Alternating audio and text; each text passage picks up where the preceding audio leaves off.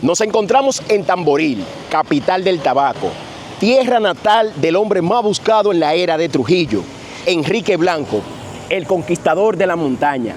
En este video vamos a ver por qué Trujillo le tenía tanto miedo a Enrique Blanco y por qué este señor, siendo parte del Ejército Nacional, nunca fue parte del régimen dictatorial de Trujillo. Acompáñame en este video a saber la historia de Enrique Blanco, el hombre más temido por Rafael Leonidas Trujillo.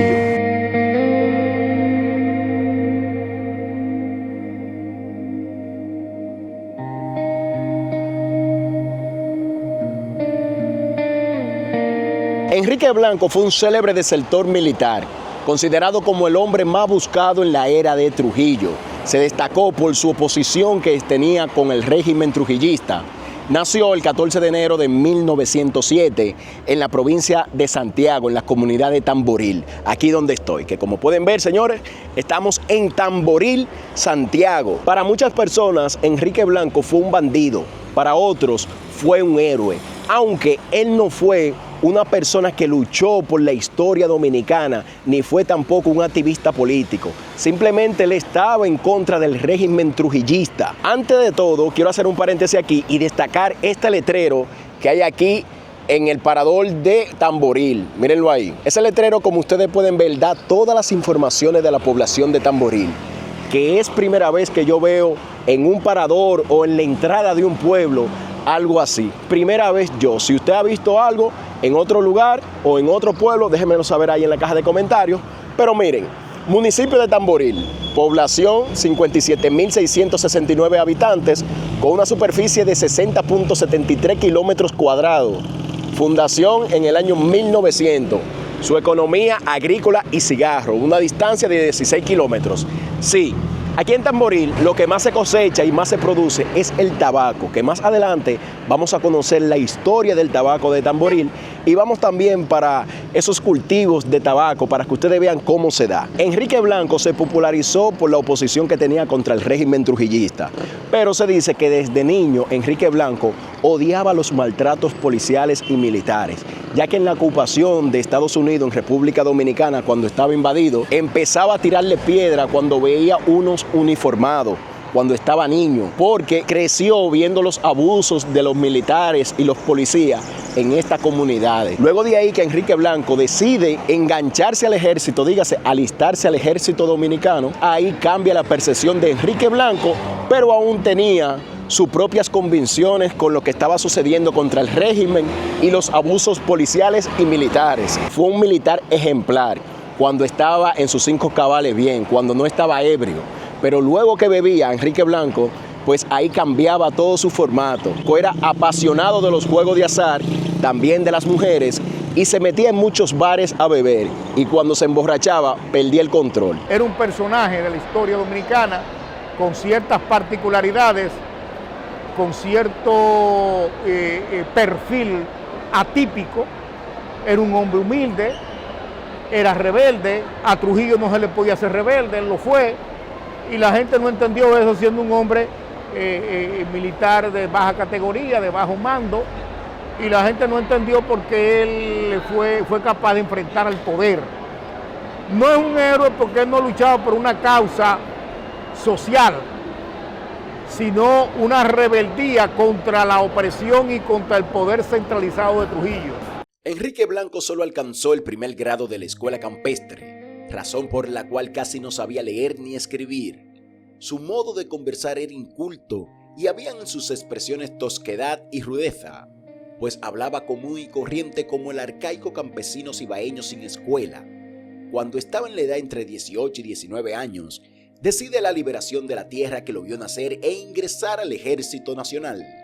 Entre los años 1925 y 1926, durante el régimen constitucional que presidió el general Horacio Vázquez.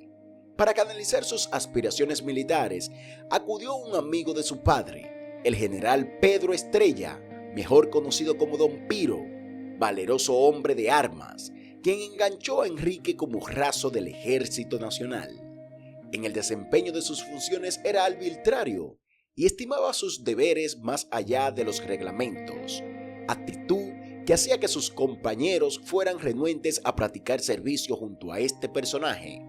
Luego de 3 años, Enrique Blanco fue dado de baja porque era constantemente haciendo muchas cosas que violaban los reglamentos militares, dígase, faltando, violando los reglamentos, bebiendo y entrando a muchos bares a hacer desorden. Cuando su comandante inmediato le decide darle la baja a Enrique Blanco, duró aproximadamente 1 año fuera de las filas del ejército, a lo que el padre contactó a un amigo para que lo pudiera enganchar y Enrique Blanco retoma nuevamente la ocupación de Razo en el Ejército Nacional, pero en el gobierno del Rafael Leónidas Trujillo, que ahí es que inicia la verdadera historia de Enrique Blanco, el conquistador de las montañas.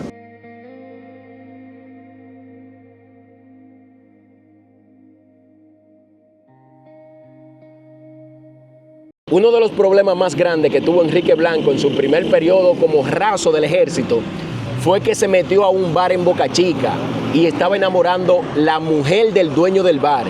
Y ahí se arma un problema, a lo que Enrique Blanco decide tirar tiro a lo loco sin importarle nada.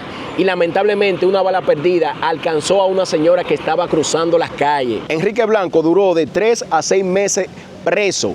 Y a través de un indulto por el presidente Horacio Vázquez, que en ese momento se encontraba liderando la República Dominicana, necesitaban todas las tropas militares en las calles, ya que habían elecciones, para sacar a la ocupación americana que se encontraba en el país. Luego de su salida, Enrique Blanco siguió faltando en la institución, violando los reglamentos y alineamientos del ejército, a tal punto que se enfrentaba a todos sus comandantes superiores. Era un tipo tan temido que los compañeros de él del ejército tenían miedo hasta patrullar con él porque era un tipo arbitrario. Se dice que uno de sus comandantes principales le dio la orden para que sea líder de tropa fungiendo la función de clase. Enrique Blanco era raso y le estaba fungiendo la función de una clase, dígase cabo o sargento dentro del ejército. Mandaba a sus propios compañeros que eran del mismo rango por el arbitraje que él tenía y también por la manera de él desenvolverse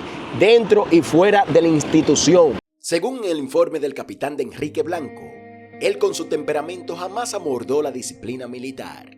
Era un adicto a las bebidas alcohólicas y un emprendedor jugador de dados. Estas recomendaciones motivaron que Enrique Blanco no continuara en el Ejército Nacional y lo obligaron a retornar a su patria chica de Don Pedro Abajo, en Tamboril, donde se dedicó a su habitual ocupación de agricultor.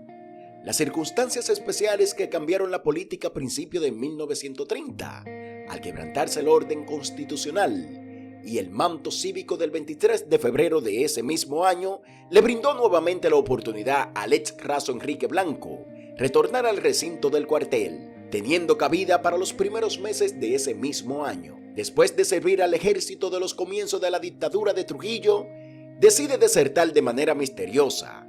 Se llevó consigo el arma de reglamento y se le acusaba de haberle dado muerte a un compañero de armas, convirtiéndose así en el hombre más buscado durante la dictadura. Enrique Blanco disparó su revólver, mató al sargento e hirió a un soldado que le llamaban Tulín Núñez, según lo que yo he leído. Entonces, después que mató al sargento, en medio de aquel terror, parece que el gobierno dijo, bueno, ya esto hay que ponerle fin. Y volcó una fuerza militar, incluso barcos de la Marina de Guerra navegaban por la costa norte-nordeste. Los caminos fueron bloqueados, la entrada de los pueblos, los campos asolados por la persecución del ejército. A Trujillo no le gustaban las personas rebeldes, y él lo era.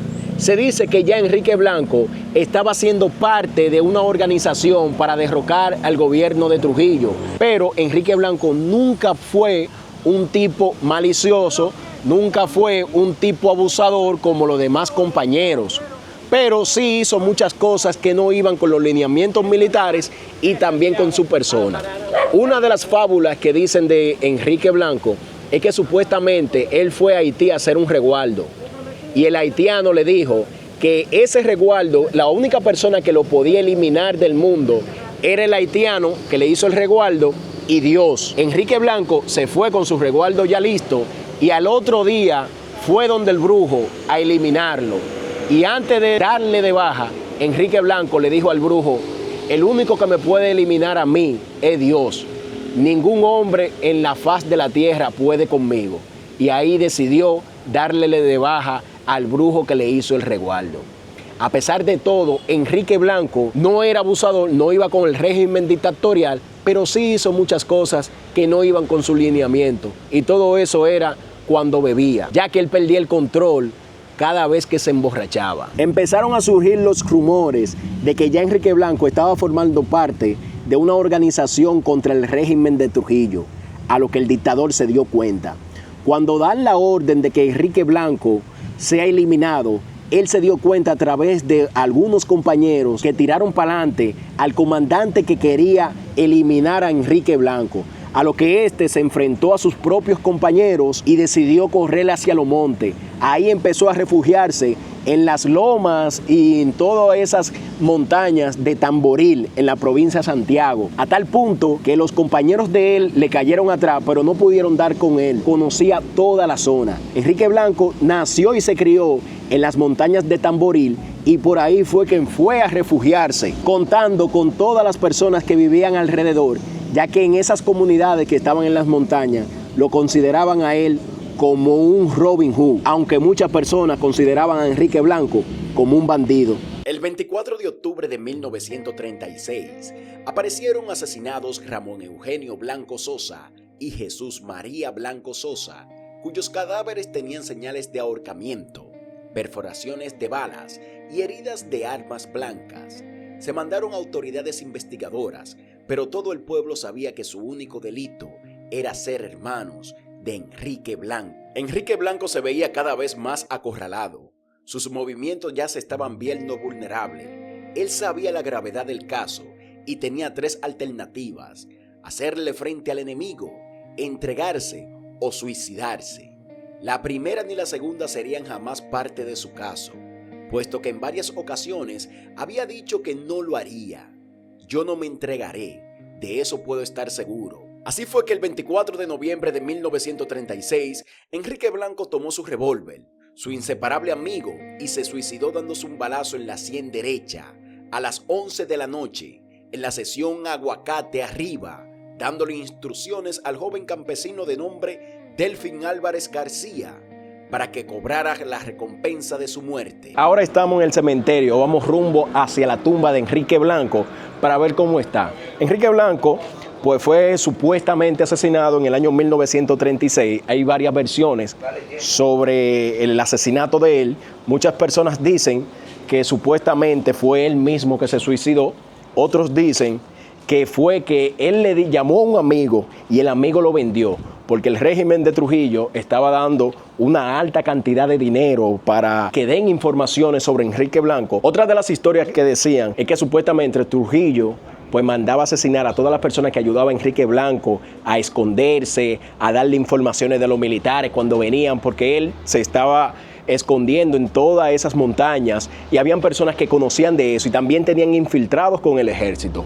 Acabamos de llegar ya a la tumba de Enrique Blanco, que como pueden ver ahí, señores, miren, tenía un candadito y a simple vista podemos ver que la tumba está muy oxidada. Vamos a mover esto con el permiso de Enrique Blanco. Vamos a presionarnos antes de... Permiso, Enrique Blanco.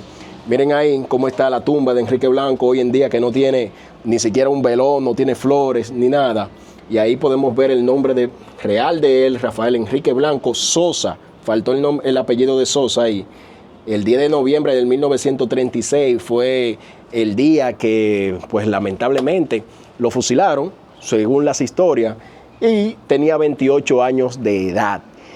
Para muchas personas Enrique Blanco fue un héroe, para otros fue un bandido. Todo depende del punto de vista de cómo ustedes lo vean. Él simplemente estaba en contra del régimen de Rafael Leónidas Trujillo, normal como cualquier persona, era un desertor militar, pero se dice que dentro de todas esas montañas donde él se escondía, se comportaba como un Robin Hood, ayudaba a todas las personas. Él, según los libros, no le hacía daño a nadie absolutamente. simplemente era a las personas que abusaban, que estaban dentro del régimen de Trujillo. Y hoy en día, miren dónde está. Enrique Blanco, que con apenas 28 años de edad, fue uno de los hombres más buscados en la era de Trujillo y también de lo que Trujillo le dio como más agua a beber. Trujillo supuestamente le tenía miedo a él, porque se dice que dentro de las filas militares, él era un excelente tirador con revólver. Algunos compañeros de él desmentían eso, ya que Enrique Blanco solamente había como una fábula, y el gobierno de Trujillo pues quiso como agrandar todo lo que se decía de él, a tal punto que le acusaban homicidios que pasaban en la ciudad, que ni siquiera él, porque pasaban en la misma hora en un lugar diferente donde él se encontraba. El gobierno, como manejaba toda la información con la prensa y la radio, decía que era Enrique Blanco el responsable. Y aquí está, señores, la tumba de Enrique Blanco, una historia que deja mucho de qué decir. Se han hecho libros, documentales, inclusive hasta Wilfrido Vargas, uno de los artistas más populares de República Dominicana, le hizo una canción en honor a él, que se la voy a mostrar ahí y le voy a dejar el link ahí en la descripción para que ustedes le escuchen. Enrique Blanco, el conquistador de la montaña, como le hacían llamar. Ahí en la caja de comentarios ustedes dan su opinión, si para usted era un bandido o era un héroe. Pero según la historia que le estoy contando, Enrique Blanco simplemente era un opositor del régimen trujillista que no iba de acuerdo a lo que eran los abusos por parte de los militares y policías que obedecían las órdenes de Trujillo.